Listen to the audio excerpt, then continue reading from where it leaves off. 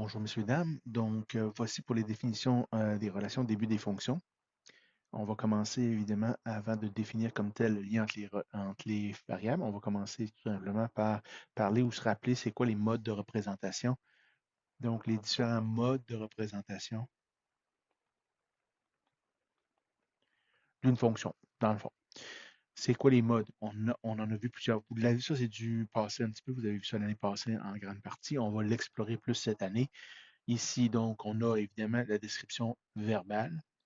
Ok, donc, on explique, on écrit, bon, la longueur d'un serpent, depuis sa naissance, augmente de 5 millimètres par semaine. Ça, à ce moment-là, c'est une description verbale. Elle peut être écrite également. Autre façon qu'on a, c'est ce qu'on appelle les tables de valeurs. Donc, les tables de valeurs ressemblent à ça ici. Et on place les valeurs soit en vertical comme ça, on peut l'avoir en horizontal aussi comme ça.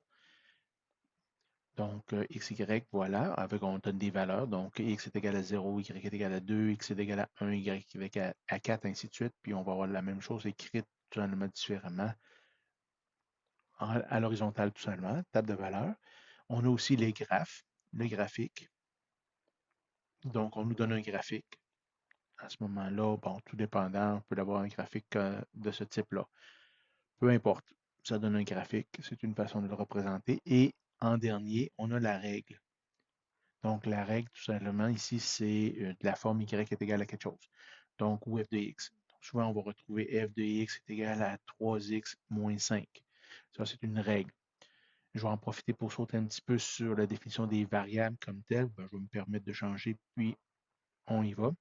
Et là, une fois qu'on a trouvé ça, qu'on a rapidement fait le tour de ce que c'est les modes de représentation, puis on va y revenir en cours d'année, très prochainement. Au niveau des définitions, il faut se donner quelques petites définitions. Donc, au niveau, donc, variable dépendante et indépendante, donc indépendante. Et on a également la variable dépendante. Voilà. Donc, c'est quoi comment on définit lequel et lequel? Dans le fond, la variable dépendante,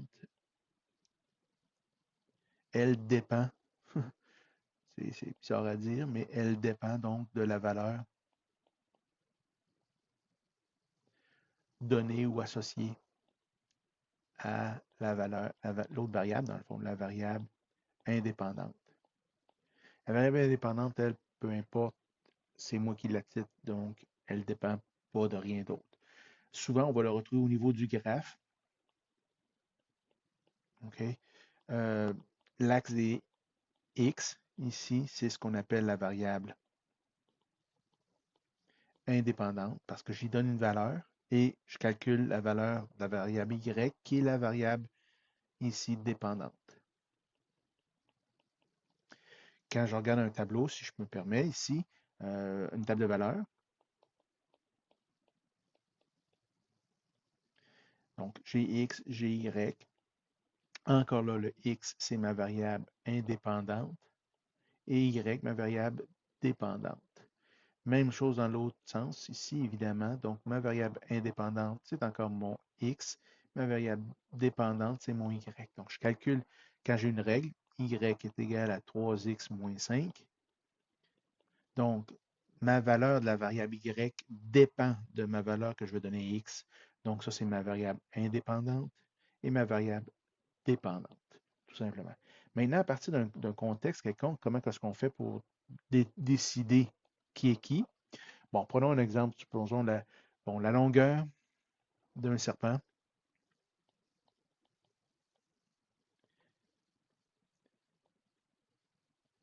et c'est bizarre.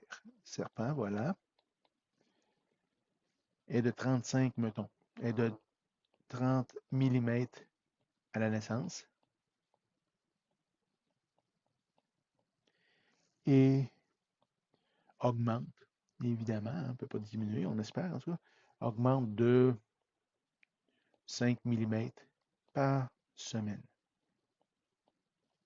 Donc, peu importe la question, moi, j'ai besoin de déterminer c'est qui est qui. Donc, j'ai ma variable x, ma variable y, ma variable x est ma variable indépendante, ma variable y est ma variable dépendante. Donc, qui dépend de quoi? Ce qui est intéressant, c'est souvent les unités vont nous indiquer. C'est des millimètres par semaine et ça, c'est des millimètres aussi.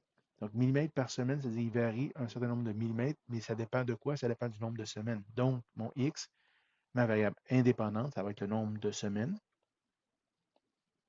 Puis mon Y, ça va être la longueur du serpent en millimètres. Donc, voilà la façon qu'on détermine ça, qui est variable dépendante, qui est variable indépendante. Si je vous demande, mettons, le nombre de kilomètres, un autre exemple, je suis en voiture,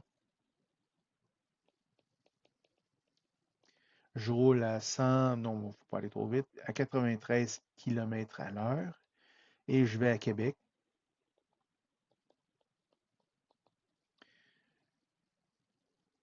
Bon, ça serait le fun ici que je ne fasse pas trop de fautes. Ici, donc. Donc, je vais à Québec, voilà. Et mettons que c'est 200 km. Puis, je vous demande combien de temps ça va me prendre.